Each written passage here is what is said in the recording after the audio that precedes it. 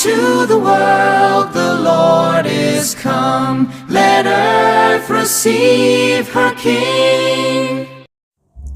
Dear friends, இப்போ நம்ம வந்திருக்கிறது கோயில் விளை தேவாலயத்துக்கு தாங்க.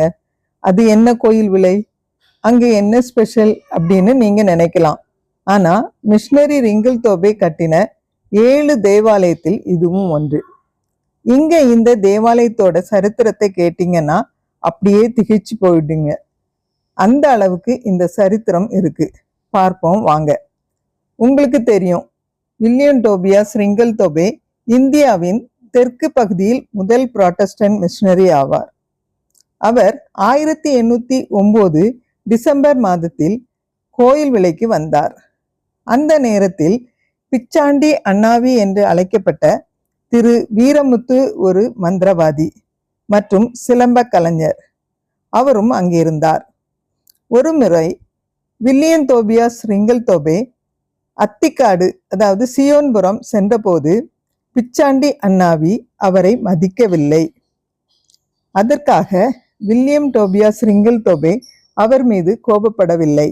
மாறாக அவர் அவரை மகிழ்ச்சியுடன் வரவேற்று அவருக்கு அறிவுரை கூறினார். உடனடியாக பிச்சாண்டி அண்ணாவி மனம் திரும்பி ஒரு புதிய மனிதரானார்.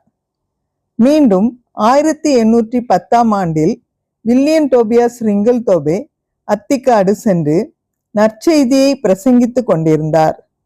பிச்சாண்டி அண்ணாவி பிரசங்கங்களை கவனமாக கேட்டு கொண்டிருந்த போது அவர் மனம் திரும்பி கிறிஸ்துவை தனது சொந்த இரட்சகராக ஏற்றுக்கொண்டார்.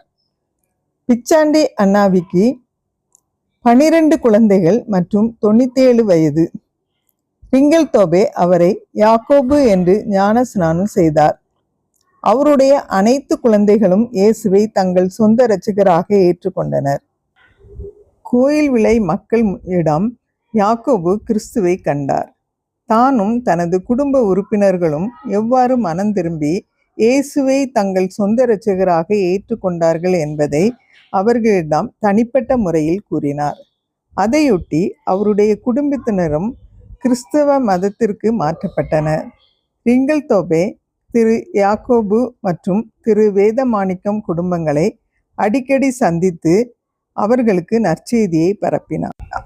இதன் விளைவாக December 1810 William Tobias wrinkle Dube கோயில் விளையில் ஒரு தேவாலயத்தை கட்டினார்.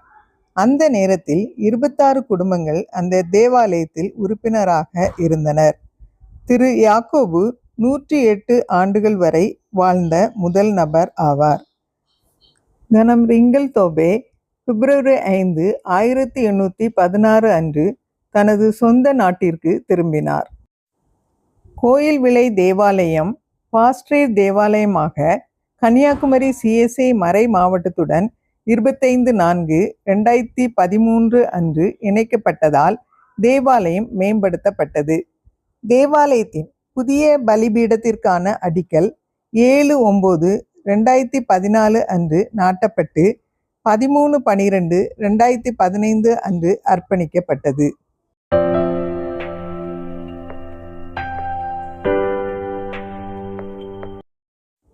இங்கே இதுவரைக்கும் ரிங்கிள் தோபே கட்டின 7 ஆலயங்களில் ஒன்றாகிய கோயில் விளை ஆலயத்தை பற்றி கேட்டீங்க. இன்னொரு ஆலயத்தின் ஹிஸ்டரியை இன்னொரு வீடியோவில் பார்க்கலாம்.